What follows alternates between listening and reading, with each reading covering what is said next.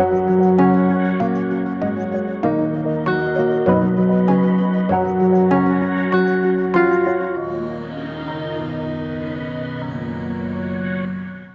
തിരുനാമത്തിന് മഹത്വം ഉണ്ടായിരിക്കട്ടെ. എൻ്റെ പേര് ഗേട്ടി. ഞാൻ കോലഞ്ചേരി അടുത്ത് രാമമംഗലം എന്ന് പറഞ്ഞ സ്ഥലത്തു നിന്നാണ് വരുന്നത്.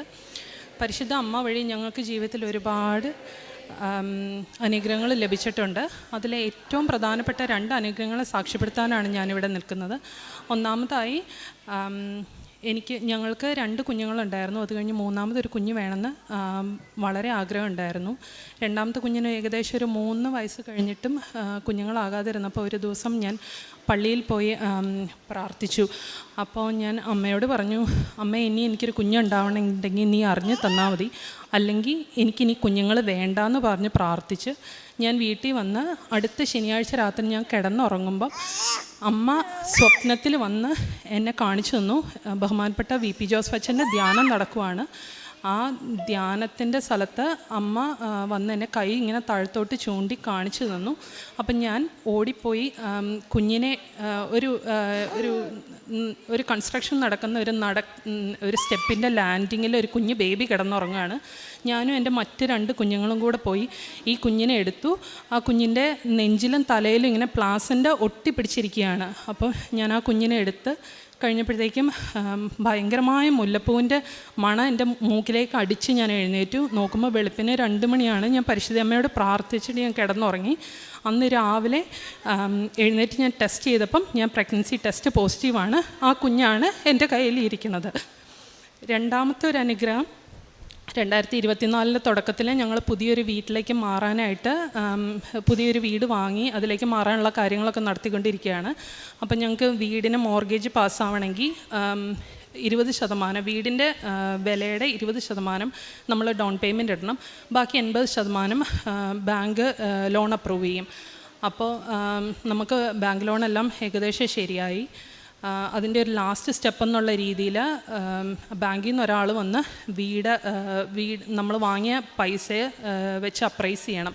അപ്പം ഞങ്ങൾ ഏകദേശം 5 ബാങ്കിൽ ഞങ്ങൾ ആപ്ലിക്കേഷൻ ഇട്ടു. ഞങ്ങളുടെ മോർഗേജ് ആപ്ലിക്കേഷൻ എല്ലാം സ്ട്രോങ് ആയിരുന്നു.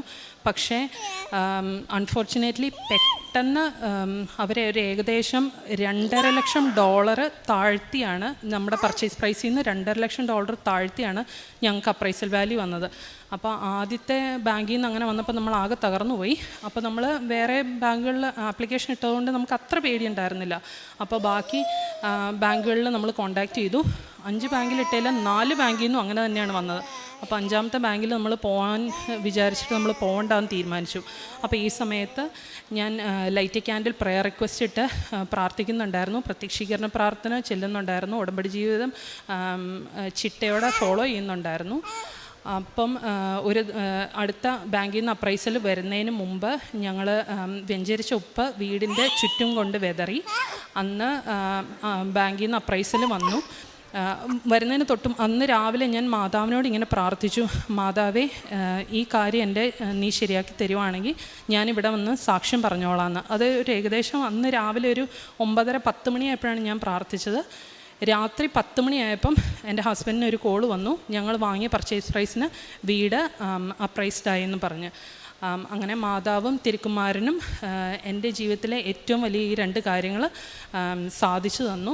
തിരുക്കുമാരനും മാതാവിനും ഒരുപാട് കോടാനുകോടി നന്ദി. ഞങ്ങൾ പ്രേക്ഷിത പ്രവർത്തനം ഫേസ്ബുക്കിലും വാട്സപ്പിലും ചൊവ്വാഴ്ചത്തെ ഉടമ്പടി ധ്യാനം ഷെയർ ചെയ്യാറുണ്ട്, ചാരിറ്റി ചെയ്യാറുണ്ട്, രോഗപീഡയിൽ കഴിയുന്ന ആളുകളെ പോയി കാണാറുണ്ട്. നമ്മളാൽ കഴിയുന്ന വിധത്തിൽ നമ്മൾ അറിയുന്ന ആളുകൾക്ക് സഹായം ചെയ്യാറുണ്ട്. കൂദാശ ജീവിതം ഞങ്ങൾ റെഗുലറായിട്ട് കുമ്പസാരിച്ച് വിശുദ്ധ കുർബാനയിൽ പങ്കെടുക്കാറുണ്ട്. വീട്ടിൽ കുടുംബ പ്രാർത്ഥന ചൊല്ലാറുണ്ട്, കൊന്ത ചൊല്ലാറുണ്ട്. എൻ്റെ പേര് സ്വീറ്റി എന്നാണ്. ഞാൻ USA നിന്ന് വരുന്നു. ദൈവ തിരുനാമത്തിന് മഹത്വം ഉണ്ടായിരിക്കട്ടെ. എൻ്റെ മോളുടെ രോഗസൗഖ്യത്തെക്കുറിച്ച് സാക്ഷ്യം പറയാനാണ് ഞാനിവിടെ നിൽക്കുന്നത്. ഞാൻ ഓൾറെഡി ഒരു പ്രാവശ്യം ഈ വിശുദ്ധ അൾത്താരയിൽ കയറി സാക്ഷ്യം പറഞ്ഞിട്ടുള്ളതാണ്. മോളുടെ പേര് മേരി എന്നാണ്. അവൾക്ക് 7 വയസ്സാണ്. 7 വയസ്സായിരുന്നു ഈ അസുഖം വന്നപ്പം. 2022 അവൾക്ക് ഓട്ടോ ഇമ്മ്യൂൺ ഡിസീസ് ഡയഗ്നോസ് ചെയ്തു. അവൾക്ക് വന്ന അസുഖത്തിൻ്റെ പേര് ന്യൂറോമൈലൈറ്റിസ് ഒപ്റ്റിക്ക എന്നാണ്. ആ അസുഖം എന്താണെന്ന് വെച്ചാൽ അവളുടെ ബോഡിയിൽ തന്നെ അവളുടെ ബ്ലഡിൽ ഒരു ആൻറ്റിബോഡി ഉണ്ടായിട്ട് അത് അവളുടെ സ്പൈനൽ കോഡിനെയും ബ്രെയിനിനെയും പുറത്തുള്ള മൈലിൻ ഷീത്തിനെ ഡിസോൾവ് ചെയ്യുമായിരുന്നു.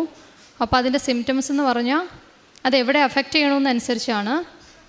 മേരീനെ അഫക്റ്റ് ചെയ്ത് അവളുടെ സ്പൈനൽ കോഡിലായിരുന്നു. അതുകൊണ്ട് അവൾക്ക് റൈറ്റ് ലെഗ് പാരലൈസ്ഡായി, പിന്നെ സീഷർ വന്നു, പിന്നെ മെമ്മറി ലോസ് വന്നു. അതുവരെ കൃപാസനത്തെക്കുറിച്ച് ഞാൻ ഒരു പ്രാവശ്യം വെക്കേഷന് വീട്ടിൽ വന്നപ്പം അമ്മയും അനിയത്തിയും കൃപാസനത്തിൽ പ്രാർത്ഥനകളൊക്കെ ചൊല്ലുന്നുണ്ടായിരുന്നു. ബട്ട് ഞാനതങ്ങനെ അത്ര ശ്രദ്ധിച്ചില്ല. കാരണം നമുക്കെല്ലാം ഉള്ളപ്പോൾ നമ്മൾ ദൈവത്തെ അത്രയും അന്വേഷിക്കില്ലല്ലോ. അപ്പോൾ ഇങ്ങനെ മേരിക്ക് വന്നപ്പം ഞാൻ ഓൺലൈനിൽ ഉടമ്പടി എടുത്തു. അനീത്തി എനിക്ക് കൃപാസനത്തിലെ വിശുദ്ധ തൈലം തന്നു. ഞാൻ സ്ഥിരമായിട്ട് അത് മേരിയുടെ കാലിലും തലയിലും തേച്ച് പ്രാർത്ഥിച്ചു.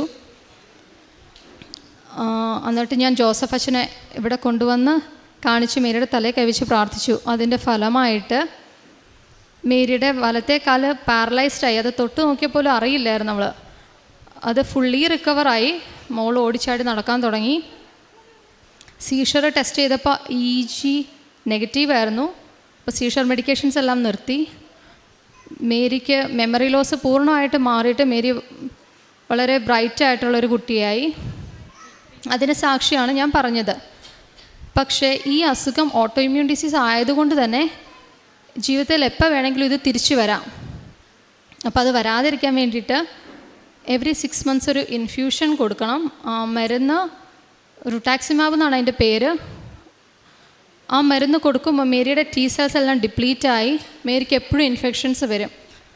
മേരിക്ക് eye infection, ear infection, pneumonia ഇതിങ്ങനെ സർക്കുലേറ്റ് ചെയ്ത് വന്നുകൊണ്ടിരുന്നു.